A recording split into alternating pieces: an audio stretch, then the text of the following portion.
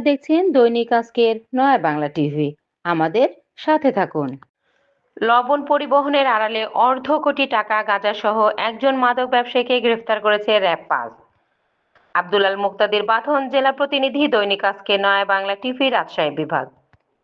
Rapid action battalion RAB প্রতিষ্ঠার সময় থেকে দেশের সার্বিক আইন শৃঙ্খলা পরিস্থিতি সমুন্নত রাখার লক্ষ্যে সব ধরনের অপরাধীকে আইনের আওতায় নিয়ে আসার ক্ষেত্রে অগ্রণী ভূমিকা পালন করে আসছে। র্যাব নিয়মিত জঙ্গি, অস্ত্র উদ্ধার, সন্ত্রাসী, সংঘবদ্ধ অপরাধী, অস্ত্রধারী অপরাধী, ভেজাল পণ্য ছিনতাইকারী, ধর্ষণ, অপহরণ সহ মাদকের বিরুদ্ধে বিভিন্ন অভিযান পরিচালনা চালিয়ে আসছে।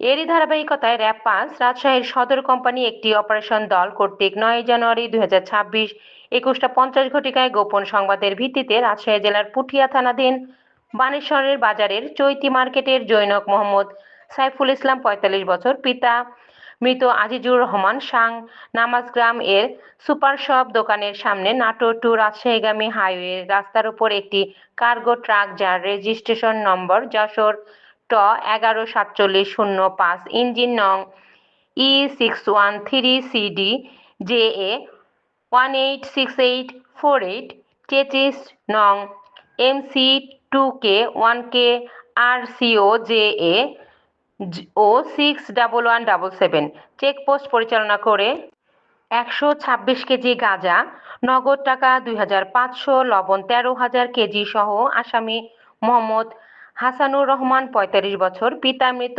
মিজানুর রহমান, মাতা মোসাম্মদ রাশিদা খাতুন, সাং, মাঝেরপাড়া থানা, কলারোয়া জেলা, সাতক্ষীরাকে গ্রেফতার করে।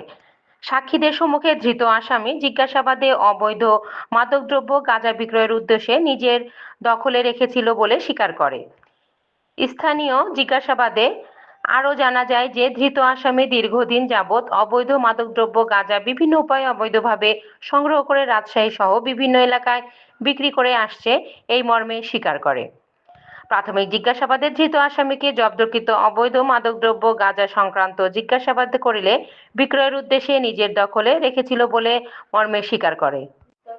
উক্ত গ্রেফতারকৃত আসামির বিরুদ্ধে রাজশাহী জেলার পুঠিয়া থানায় নিয়মিত মামলা রুজু করা হয়েছে। এ সময় উপস্থিত ছিলেন প্রেস ও ইলেকট্রনিক মিডিয়ার সাংবাদিকবৃন্দরা ও প্রমুখ।